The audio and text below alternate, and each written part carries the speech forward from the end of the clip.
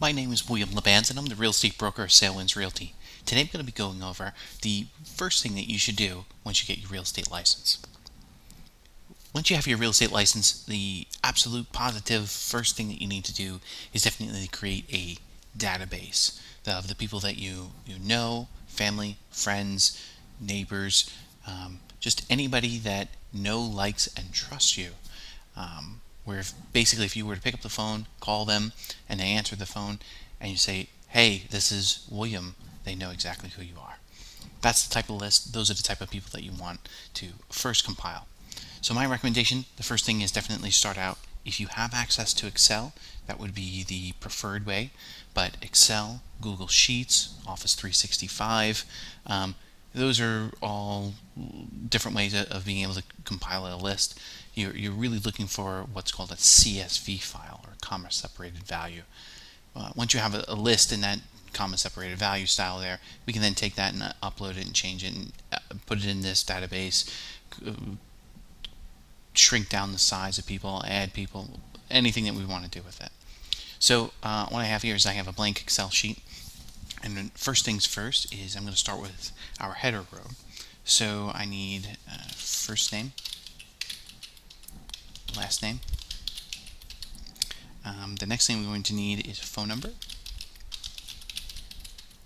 then email, street address, the state, the zip code, and whether they own or if they rent.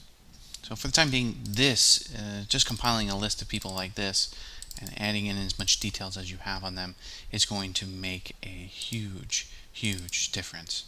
So for example here, the first person, let's say we have Joe, and Joe's last name is Moore, and his phone number is 657-872-9212, and Joe's email address is joe@gmail.com, and his street address is 1313 Oak Street, and he is in Florida, and his zip code there is 34658, and he owns his property.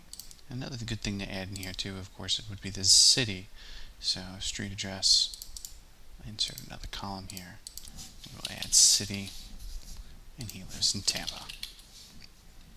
So continue on with this and going down, right on down to the next person.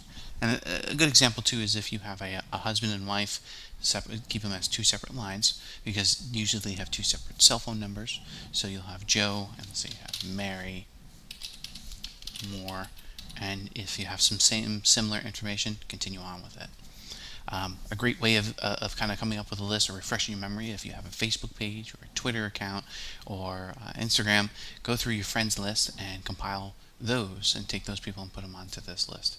And maybe you won't have every single bit of information. Maybe you don't have somebody's phone number, or you don't have somebody's email address.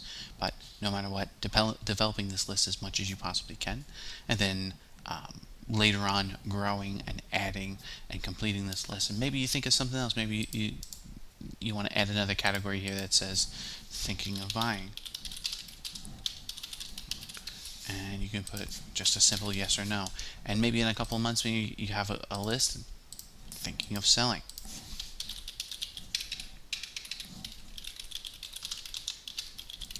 And you can just continue on. This will be your first database that you have. From here, there's ultimately a million different other CRM systems that you can take this information and load it into. You have everything from Top Producer to Lion Desk to, and there's hundreds of them that are out there. So take as much of this information as you possibly can, load it into this, into an Excel spreadsheet just like this. Use the headers, separate the first name from the last name, ensure every single person in there has their own line. Even if it's duplicate, go ahead, just put each individual line in there. Put in as much information as you can, and as you think of it, add more. Save this on your desktop so that you're looking at it every day. As you open up your computer, it's there, and when you think of somebody else, you can add their information. And then ultimately, as you start to have some customers that call you on the phone, whether they're buyers or sellers, you can then begin to add their name onto the bottom of this, and hopefully turn this into a CRM system that you have. If you have any questions about this, feel free to leave me a comment below. If this helped you out, don't forget to give me a thumbs up there. And if you'd like to watch more videos, be sure to hit that subscribe button. Have a great day.